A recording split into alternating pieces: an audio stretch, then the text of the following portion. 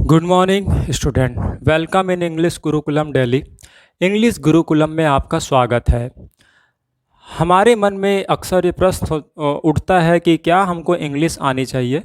तो आज मैं आपको बताऊंगा कि इंग्लिश सबको आनी चाहिए, क्योंकि आप पहले पढ़े लिखे हो या ना पढ़े लिखे हो, या आप पढ़ रहे हो या फिर आप पढ़ने वाले हो, तो आप इंग्लिश मीडियम में एडमिशन ज़रूर कराइए। क्योंकि हिंदी का आना तो चाहिए, हिंदी भाषा लैंग्वेज, लेकिन आप देख सकते हैं कि गवर्नमेंट के सारे जो काम काज हैं वो इंग्लिश में ही होते हैं।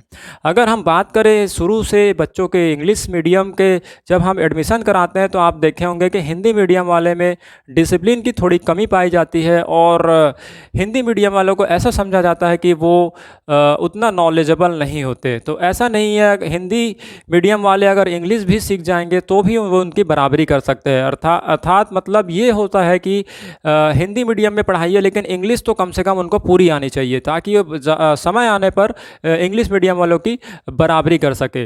लेकिन हम देखते हैं कि कहीं कहीं हिंदी मीडियम के स्कूल्स को हम एकदम लोअर मानते हैं, और वास्तव में डिसिप्लिन की थोड़ी कमी तो होती है। इसीलिए आप अपने बच्चों को कहीं भी पढ़ा रहे हो, चाहे गवर्नमेंट स्कूल में पढ़ा रहे हो चाहे प्राइवेट स्कूल में पढ़ा रहे हो, लेकिन उनको इंग्लिश आनी चाहिए। और ऐसा भी नहीं कि प्राइवेट स्कूल्स के बच्चे थ्रू आउट इंग्लिश बोलते हैं, ऐसा कुछ नहीं होता। मैंने कई जगह पढ़ाया है तो देखा है कि जो प्राइवेट स्कूल के बच्चे होते हैं वो भी नॉर्मली इंग्लिश आते हैं, और समझ उनकी इंग्लिश में थोड़ी कम होती है। बस वो थोड़ा सा रट्टाफिकेशन के नज़रिए से पढ़ते हैं, मतलब वो आंसर को लर्न कर लेते हैं बिना सोचे समझे, और ज़्यादातर वो उन चीज़ों को समझ नहीं पाते। तो अगर आपके बच्चे इंग्लिश मीडियम में हो या फिर हिंदी मीडियम में हो, या आप खुद भी अगर कोई बिजनेसमैन है, गवर्नमेंट एम्प्लॉई है, या जो भी है, तो इंग्लिश आपको थ्रू आउट आने चाहिए। वो भी ऐसे आने चाहिए कि नॉर्मल तरीके से, जो हमारे बिहेवियर में हो। तो हम इस चैनल के माध्यम से आपको कोशिश करेंगे इंग्लिश सिखाने की, और आप इस चैनल के साथ जुड़े रहिएगा। डेली हम कुछ ना कुछ वीडियो अपलोड करते रहेंगे, और उसके बाद स्टेप बाय स्टेप आप जल्दी से इंग्लिश सीख सकते हैं। तो हम बात कर रहे थे कि इंग्लिश सीखना क्यों जरूरी है। तो आप देखे होंगे कि स्कूल्स में भी ज़्यादातर इंग्लिश मीडियम वाले में डिसिप्लिन वगैरह वगैरह ज़्यादा फॉलो किया जाता है, और हिंदी मीडियम वाले थोड़ा सा डिसिप्लिन के मामले में कम हो जाते हैं। और अगर इंग्लिश सीखते हैं तो दोनों में बराबरी आ सकती है। तो चाहे आप हिंदी मीडियम में हो चाहे इंग्लिश मीडियम में हो, इंग्लिश आपको अच्छे से आने चाहिए, जो आपके बिहेवियर में आए। केवल रटने वाली इंग्लिश नहीं है। तो मैंने ये फील किया है कि ज़्यादातर रटने वाली इंग्लिश ही अभी सिखाई जा रही है, लेकिन हम आपको बेसिक से यहाँ पर इंग्लिश सिखाएंगे। दूसरी बात, हम यहाँ पर बात करते हैं कि कोई भी काम अगर आप कर रहे हो तो वो सारा जो डॉक्यूमेंट्स है वो सारा इंग्लिश में होता है। तो आप अपने बच्चों को सिखाइए, साथ में आप खुद भी सीखिए, क्योंकि इंग्लिश सीखा जा सकता है मात्र 3 महीने के अंतराल में। और इसके लिए हम बहुत सारे ऐसे अपॉर्चुनिटी अवसर मिस कर देते हैं, ताकि हमको इंग्लिश नहीं आती। तो आप इस चैनल के माध्यम से बहुत ही जल्दी इंग्लिश सीख जाएंगे।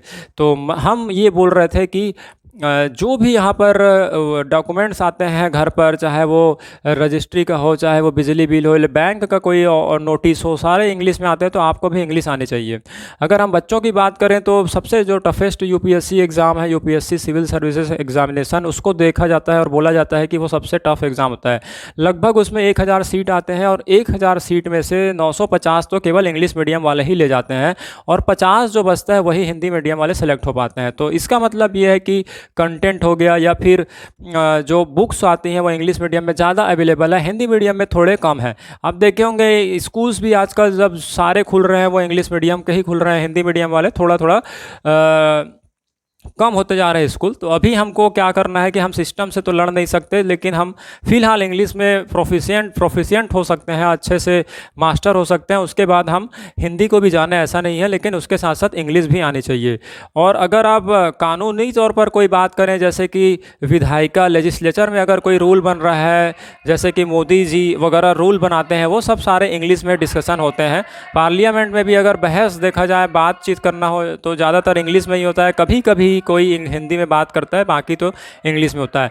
एग्जीक्यूटिव की अगर बात करें, जहाँ पर रूल्स को फॉलो कराया जाता है, तो आईएएस आईपीएस ये सारे जो भी ऑर्डर निकालते हैं, कहीं 144 धारा लगाना है या फिर कहीं कोई ऑर्डर निकालना है, वो सारा इंग्लिश में होता है। और उसके बाद अगर कोई क्राइम कर देता है, या फिर आप कभी किसी केस में फंस जाते हैं, तो आप अगर हाई कोर्ट या सुप्रीम कोर्ट या डिस्ट्रिक्ट कोर्ट जाते हैं, तो वहाँ पर भी सारी कार्रवाई इंग्लिश में होती है, और हमको ये पता नहीं चल पाता कि वहाँ जज के सामने चल क्या रहा है।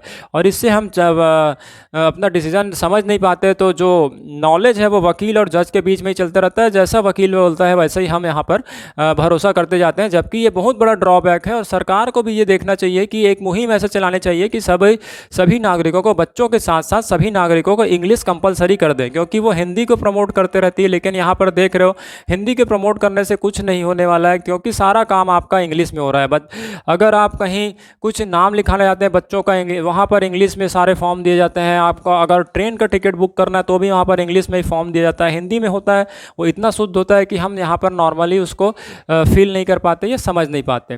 तो इंग्लिश सीखना बहुत ज़रूरी है। इसमें आप इस चैनल के माध्यम से जुड़ करके अपने बच्चों को सिखा सकते हैं, आप खुद भी जुड़ सकते हैं लगातार अगर जुड़े रहेंगे तो। आप देख सकते हैं इंग्लिश, आप पढ़े लिखे हो ना पढ़े लिखे हो, लेकिन अभी जो लाइफ है इसमें आपको इंग्लिश ज़रूर आनी चाहिए। तो इंग्लिश सीखने के लिए इस चैनल के साथ जुड़े रहें। Thank you.